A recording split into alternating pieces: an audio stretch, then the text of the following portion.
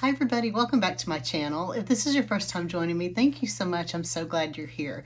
Today I'm going to do what I call a reverse color along for this page from Hanna Karlzon's Daydreams book. It's page 7. And what's the reverse color along? Well, join me on the other side and I'll let you know.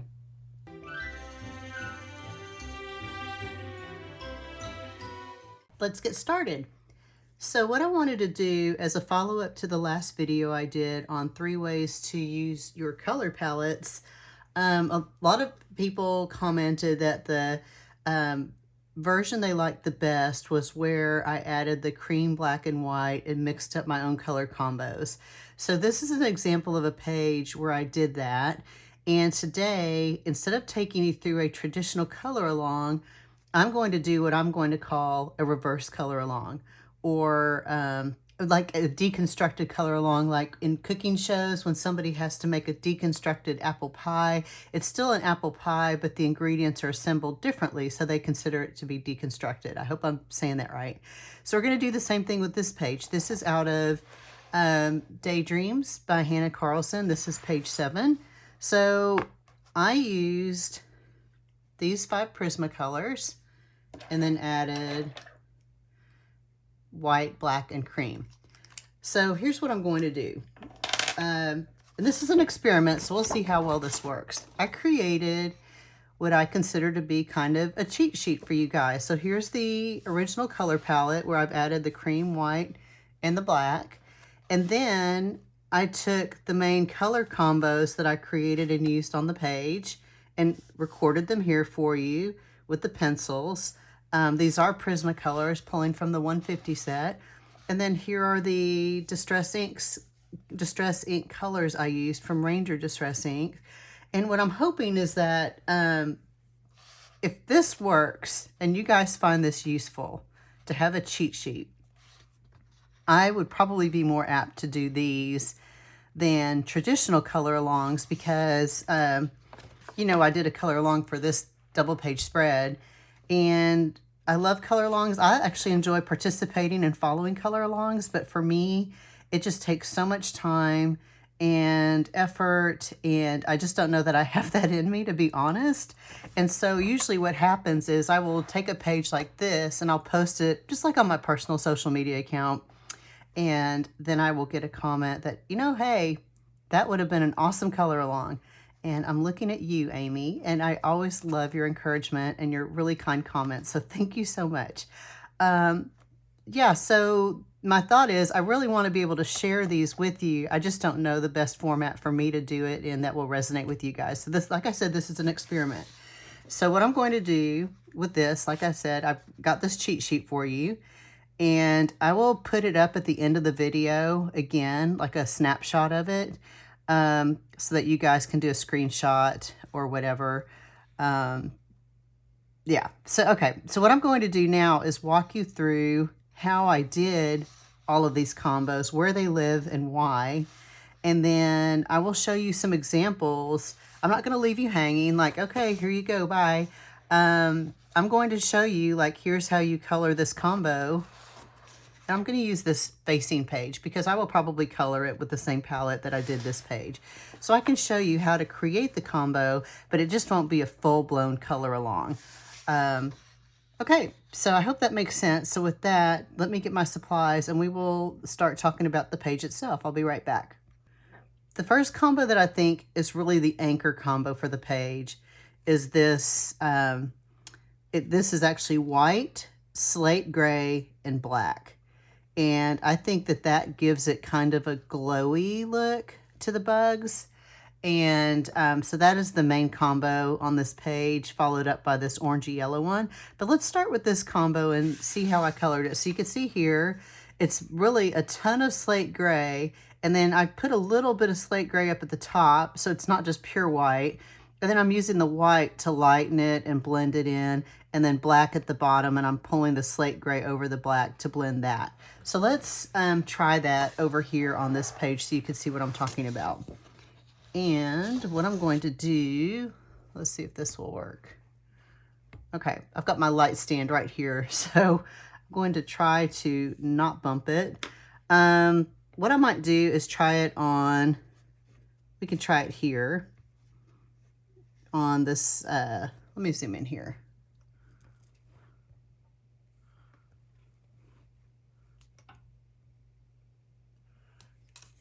Okay, now that I've zoomed in, let's try it on this little space here. So I'm just going to take the slate gray, and I'm just really being very light-handed up at the top, coloring a little darker here, and I'm just coloring the whole space with this slate gray, but just lightly up here. Okay, next I will take the black, and the black, you don't need a lot of it, just a little bit here at the very edge, the very bottom. Let me move my light over a little bit. I don't know if that helps y'all, but it sure does help me. My eyes are getting old. So putting the black in down there, and I'm trying to get that one little spot. That's okay. And then what I'll do now is I'll start working with the slate gray over that black, and you can see how I'm blending over the black with the slate gray, and it gives it just kind of that darker, kind of a shadowed appearance, and that's what I'm going for. And then as I get up here towards the top of this little section, and let me add just a little bit more slate gray, because that white will really lighten it in just a second. Here we go. So now we're just taking that, and you can see how that white really lightens that part. So there you go. It's super easy. So the slate gray, we'll do it over here on this side too, just to repeat it so you can see it again. So we're just going to take the slate gray,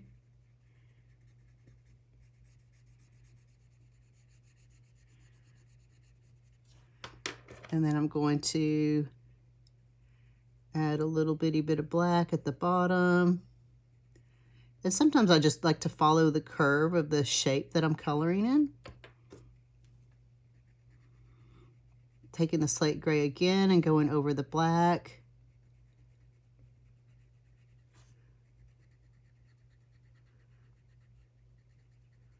Making sure I've got enough slate gray to blend up here at the top. And now I'll bring in the white.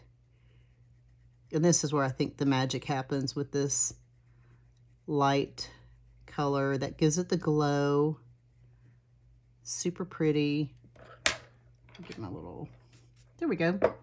So that is how, let me zoom back out. Let me see if I'm zoomed out far enough for you. I think that's about right. Okay, but that will give you what you see here in these little spaces. So use that as liberally as you want to. I carried that into like the, is that a neck?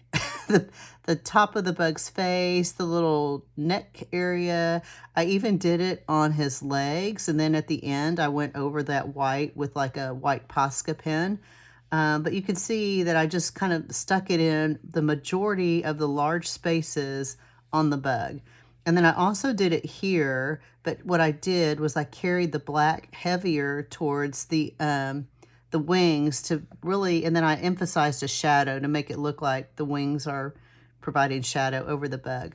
But you'll also see that up here on these little bugs. I tried to echo the same color combos. So it really is, it really stands out like on these parts of the wings.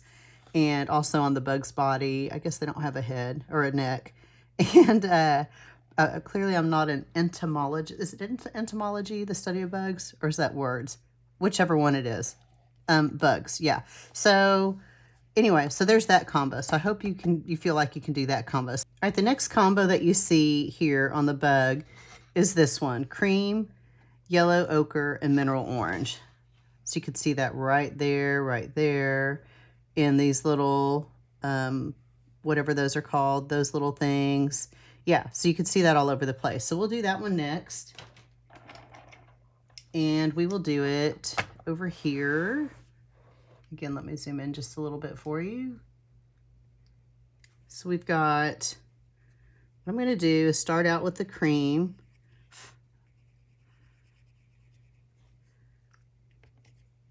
And then go to the yellow ochre.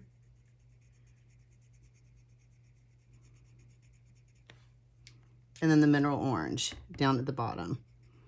And I'm trying to keep my darker colors the same, in the same place, instead of coloring the darker color up here. Since I colored the darker color down here on the bug on this combo, I'm going to do the same here, and that implies kind of a shadow across the whole wing. So we'll stay consistent with that. And then again with the yellow ochre right there, and then just a little cream at the top. And that one, I actually didn't pull the yellow ochre all the way up to the top because the cream is a little more pigmented than the white. So we will repeat this over here on this side, the cream.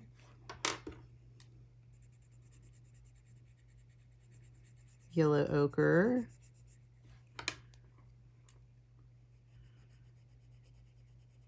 And the mineral orange. Then we'll go back up the other way.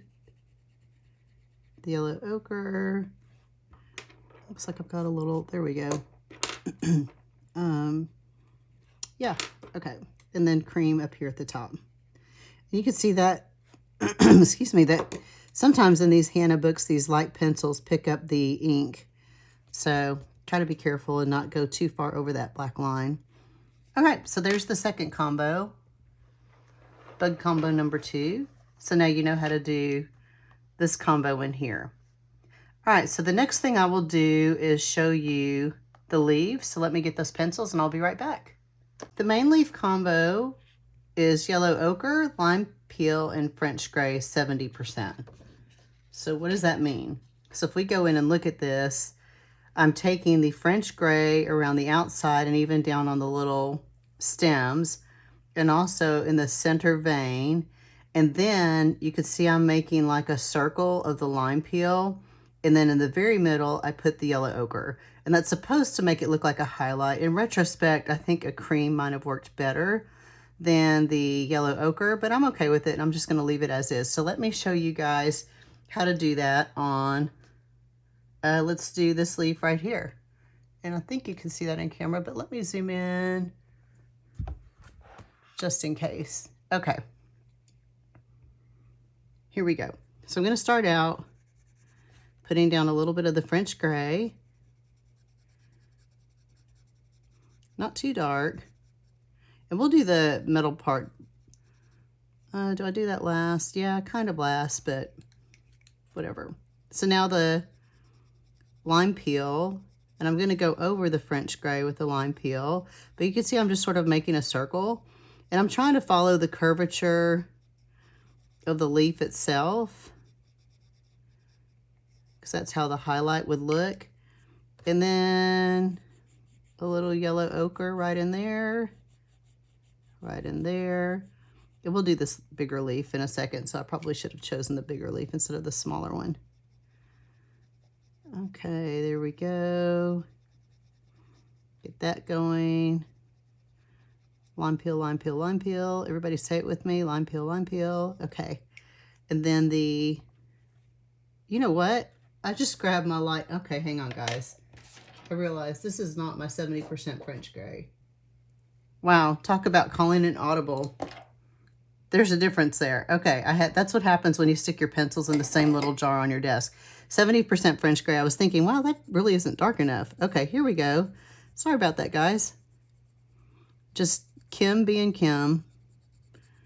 Typical Kim day. So now we'll start to pull that through here in the middle. And you can even like take the shading out just a little bit outside the lines on that. And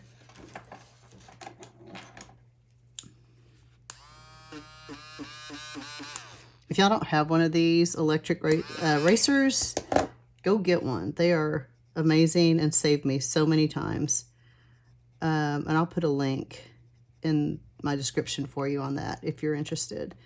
Okay, yeah, so you get kind of the idea of how that's going to look. So let's do it on this larger leaf here. Make sure I've got all my pencil dust gone. All right, here we go. So French gray.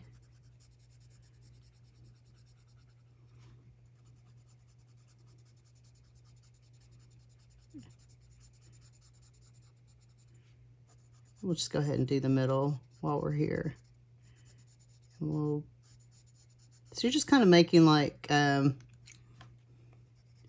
circles or ovals of color. And you want your yellow ochre to be not real dominant, but just kind of enough to show up, but not to take over the whole leaf. So you can see here, maybe it will go like this, and then here we'll just kind of swirl it that way a little bit. And then we'll blend it with the lime peel around it.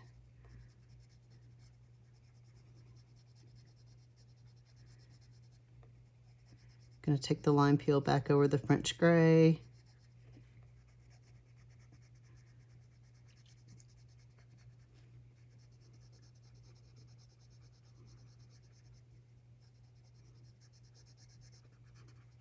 Okay, and then we'll finish off with a little more French gray on the very edge.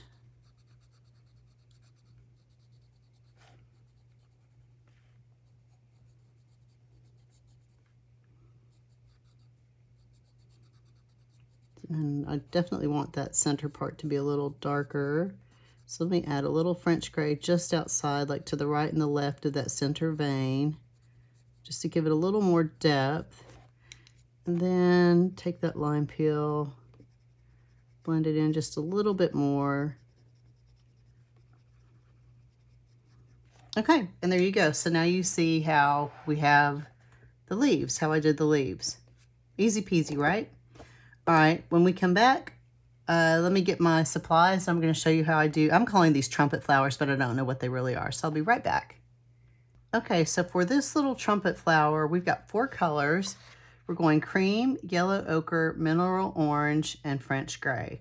So since this has like the little stamen sticking out, I'm going to color a petal on this, or petal or 2 on this flower. To show you, this is a very easy combo, so 1 petal probably should do it. But let me go ahead and zoom in. And let's see. Yep, we'll get started with that one. All right, so we'll start out with the cream. Excuse me.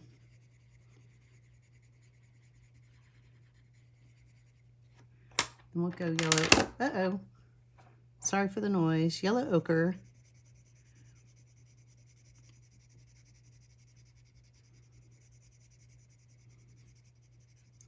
And the way that you blend and the shape that you blend in is totally, it's totally up to you guys. It doesn't really matter. I try to like follow the shape of the leaf. Sometimes I'm not always really good at it. Sometimes it looks like stripes. So whatever you want to do, that's how you should do it. So now here, it's going to be a little tricky because this actually goes into in between the stamen. Okay, there we go. So I've got the French gray. Let me take some of the mineral orange over that French gray down here to warm that up just a little bit. And then we're going to go over the French gray here, the mineral orange, and then we're just going to keep blending up.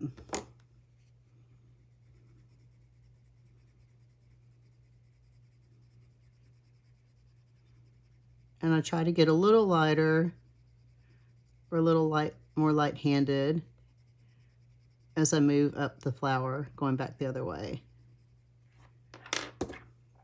Take the yellow ochre.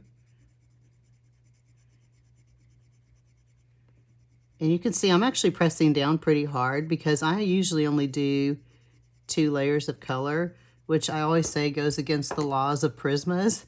So do as I say, not as I do. Use as many layers as you'd like. You don't have to color it as dark or saturated as I am.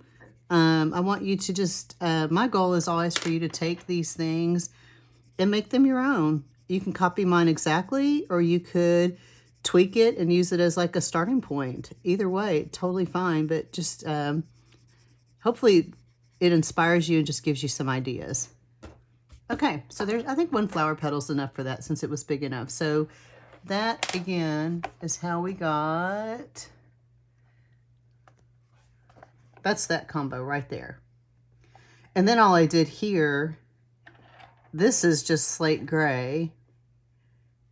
So you could just do slate gray, and the little stems of the stamen, I guess, has the yellow ochre, but these are drawn as just straight lines here. So you could maybe even do like half slate gray and a little yellow ochre there if you wanted to. It doesn't matter, but yeah, that's how that is over here. Okay, next I want to show you these sort of glowy leaves. So let me get my pencils and I'll be right back. Okay, let's talk about the glowy flower combo. And I guess these are really more leaves than a flower, but I just called it a flower, so whatever. It's really just making it glow from the center. And then you just go light to dark from the center out to the outside. So you can see cream in the middle with yellow ochre and then slate gray. And then at the very end, I just took a little black to really anchor that darkness on the outside. So it's really easy peasy. So we're going to try it on one of these petals over here. And I think that's probably zoomed in enough. Excuse me, I hope so. So on this one, it's going to be a little different because I'm going to start out with the slate gray. And I'm going to do that part first.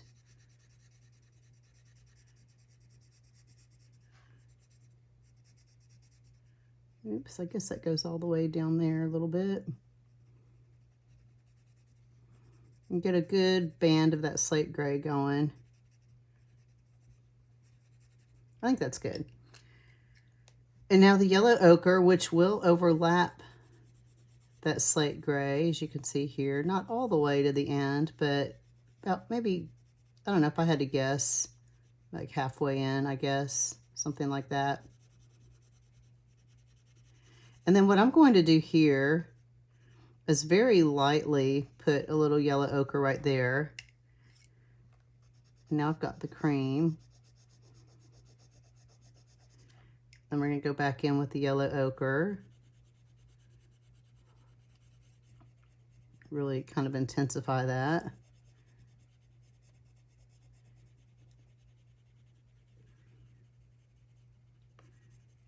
And again, really get that cream going. And then here we'll go back with the slate gray, and I'm just going to start on the outside and work my way back into the inside.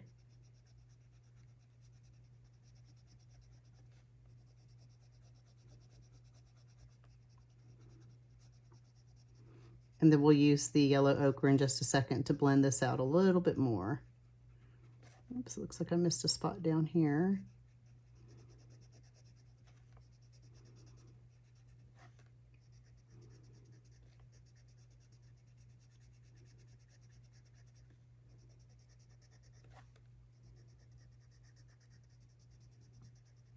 Okay, just kind of keep that going. And now I'm going to take this yellow ochre and really push it into that slate gray.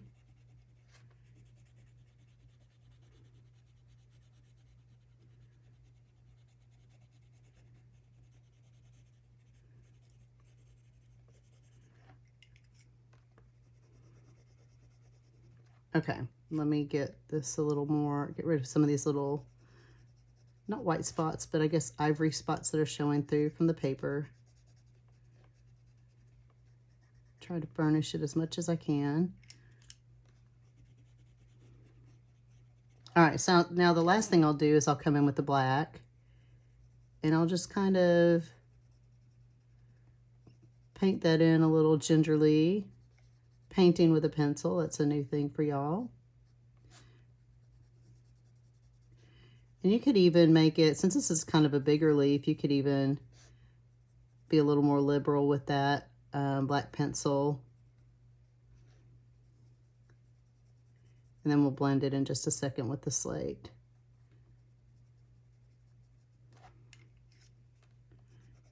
There you go. And that gives it a really cool looking shadow now.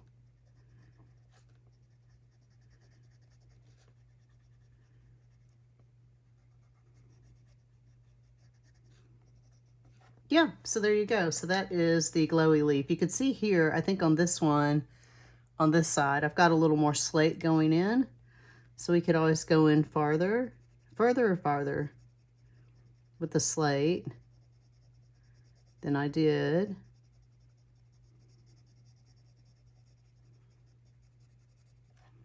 Okay, let's see.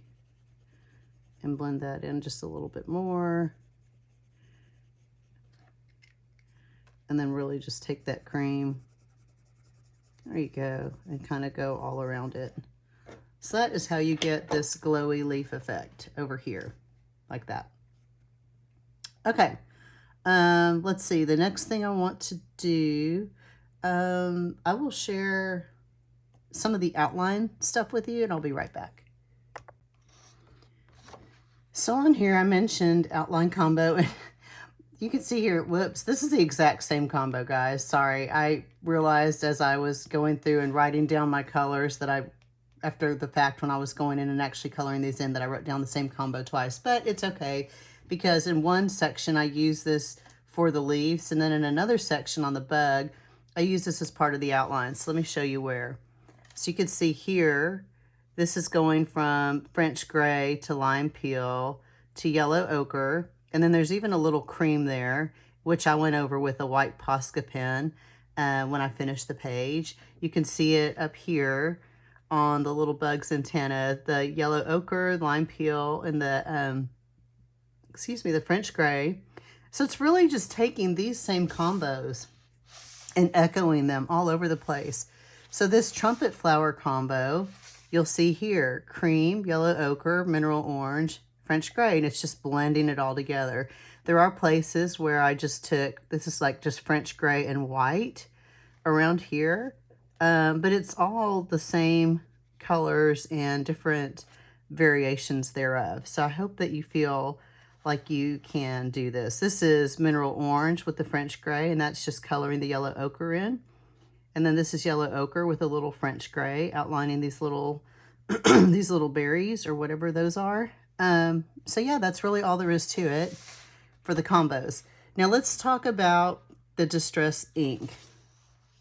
So here, I've got 3 different distress ink colors. And why distress ink and not neo color? So sometimes, like if I'm going to use neo color twos, I will do it before. I'll do it at the very beginning of the page, not the end. But I'd already started this page, excuse me, and I like distress ink because I can be a little lazy. Oh my gosh, I'm so sorry.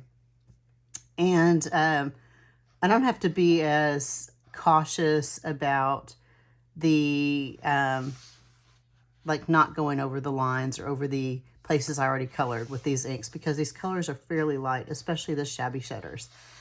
Excuse me. So you can see here, because I knew I was going to stamp over a lot of the outlines, I made sure I used the lighter shabby shutters over the lighter colors. I certainly didn't want to go over, like take the iced spruce and go over the yellow part, and then you could see that, wow, she just stamped right over her. It would be real obvious. So by using these lighter colors, or the lighter distress ink color over the lighter spaces, I was able to just kind of go and not be real cautious about staying, you know, within the line, so to speak. So you could see I just stamped all over the place with it. And I also like the lighter part. I did more of the lighter shabby shutters in the middle to sort of lighten that, and then save the darker colors for like the outline of the page. You can see this is a big blob, a big giant blob of weathered wood. So, and you can see other blobs around here, but the iced spruce, which is kind of a greener version of the weatherwood. So I thought that was a nice hybrid between these two.